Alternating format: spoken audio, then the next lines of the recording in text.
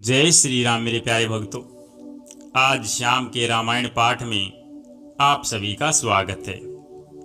आइए शुरू करते हैं रामचरितमानस बालकांड के 175वें दोहे के हिंदी अनुवाद से।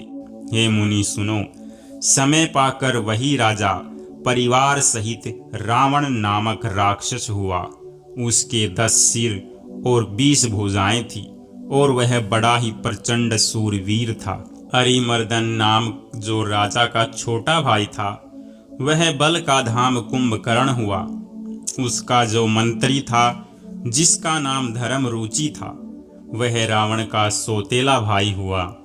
उसका विभीषण नाम था, जिसे सारा जगत जानता है। वह विष्णु भगत और ज्ञान विज्ञान का भंडार था। और जो राजा के पुत्र और सेवक थे, वे सभी बड़े भयानक राक्षस हुए। वे सब अनेकों जाति के मनमाना रूप धारण करने वाले दुष्ट, कुटिल, भयंकर, विवेक रहित, निर्दयी, हिंसक, पापी और संसार भर को दुख देने वाले हुए। उनका वर्णन नहीं हो सकता। यद्यपि वे पुलस्त्य ऋषि के पवित्र, निर्मल और अनुपम कुल में उत्पन्न हुए, तथापि ब्राह्मणों के शाप के कारण वे सब पाप रूप हुए। 3 भाइयों ने अनेकों प्रकार की बड़ी ही कठिन तपस्या की, जिसका वर्णन नहीं हो सकता। उनका उग्र तप देखकर ब्रह्मा जी उनके पास गए और बोले, हे तात, मैं प्रसन्न हूँ, वर मांगो। रावण ने विनय करके और चरण पकड़कर कहा, हे जगदीश्वर सुनिए, वानर और मनुष्य इन 2 जातियों को छोड़कर हम और किसी के मारे न मरें, यह वर दीजिए। शिव जी कहते हैं कि मैंने और ब्रह्मा ने मिलकर उसे वर दिया कि ऐसा ही हो। तुमने बड़ा तप किया है। फिर ब्रह्मा जी कुंभकर्ण के पास गए। उसे देखकर उनके मन में बड़ा आश्चर्य हुआ। जो यह दुष्ट नित्य आहार करेगा तो सारा संसार ही उजाड़ हो जाएगा। ऐसा विचार कर ब्रह्मा जी ने सरस्वती जी को प्रेरणा करके उसकी बुद्धि फेर दी, जिससे उसने 6 महीने की नींद मांगी। फिर ब्रह्मा जी विभीषण के पास गए और बोले, हे पुत्र, वर मांगो। उसने भगवान के चरण कमलों में निर्मल, निष्काम और अन्य प्रेम मांगा। उनको वर देकर ब्रह्मा जी चले गए और वे तीनों भाई हर्षित होकर अपने घर लौट आए। मैं दानव की मंदोदरी नाम की कन्या परम सुंदरी और स्त्रियों में शिरोमणि थी। मैंने उसे लाकर रावण को दिया। उसने जान लिया कि यह राक्षसों का राजा होगा। अच्छी स्त्री पाकर रावण प्रसन्न हुआ और फिर उसने जाकर दोनों भाइयों का विवाह कर दिया। समुद्र के बीच में त्रिकुट नामक पर्वत पर ब्रह्मा का बनाया हुआ एक बड़ा भारी किला था। महान, मायावी और निपुण कारीगर मय दानव ने उसको फिर से सजा दिया। उसमें मणियों से जड़े हुए सोने के अनगिनत महल थे। जैसी नागकुल के रहने की पाताल लोक में भोगावतीपुरी है और इंद्र के रहने की स्वर्ग लोक में अमरावतीपुरी है, उनसे भी अधिक सुंदर और बांका वह दुर्ग था। जगत में उसका नाम लंका प्रसिद्ध हुआ। उसे चारों ओर से समुद्र की अत्यंत गहरी खाई घेरे हुए है।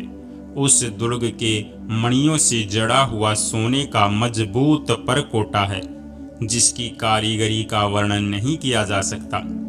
भगवान की प्रेरणा से जिस कल्प में जो राक्षसों का राजा रावण होता है, वहीं शूर, प्रतापी, अतुलित बलवान अपनी सेना सहित उस पुरी में बसता है। पहले वहां बड़े बड़े योद्धा राक्षस रहते थे। देवताओं ने उन सब को युद्ध में मार डाला। अब इंद्र की प्रेरणा से वहां कुबेर के 1 करोड़ रक्षक यानी यक्ष लोग रहते हैं। रावण को कहीं ऐसी खबर मिली, तब उसने सेना सजाकर किले को जा घेरा। उस बड़े विकट योद्धा और उसकी बड़ी सेना को देखकर यक्ष अपने प्राण लेकर भाग गए। तब रावण ने घूम फिरकर सारा नगर देखा।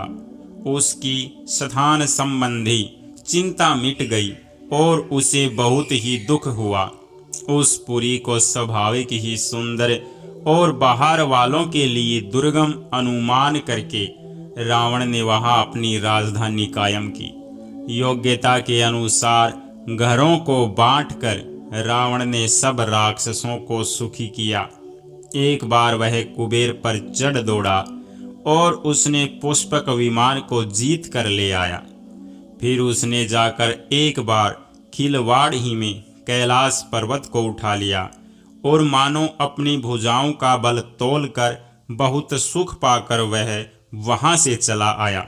सुख संपत्ति, पुत्र, सेना, सहायक, जय, प्रताप, बल, बुद्धि और बड़ाई, ये सब उसके नित्य नए वैसे ही बढ़ते जाते थे जैसे प्रत्येक लाभ पर लोभ बढ़ता है। अत्यंत बलवान कुंभकर्ण सा उसका भाई था, जिसके जोड़ का योद्धा जगत में पैदा ही नहीं हुआ। वह मदिरा पीकर 6 महीने सोया करता था। उसके जागते ही तीनों लोकों में तहलका मच जाता था। यदि वह प्रतिदिन भोजन करता तब तो संपूर्ण विश्व शीघ्र ही चौपट हो जाता। रणधीर ऐसा ही था जिसका वर्णन नहीं किया जा सकता। लंका में उसके ऐसे असंख्य बलवान वीर थे। मेघनाद रावण का बड़ा लड़का था, जिसका जगत के योद्धाओं में पहला नंबर था। रण में कोई भी उसका सामना नहीं कर सकता था। स्वर्ग में तो उसके भय से नित्य भगदड़ मची रहती थी। इनके अतिरिक्त दुर्मूर्ख, अकंपन, वज्रदंत, धूमकेतु और अतिकाय आदि ऐसे अनेक योद्धा थे जो अकेले ही सारे जगत को जीत सकते थे। जय श्री राम मेरे प्यारे भक्तों। आज के रामायण पाठ को हम यहीं विश्राम देते हैं।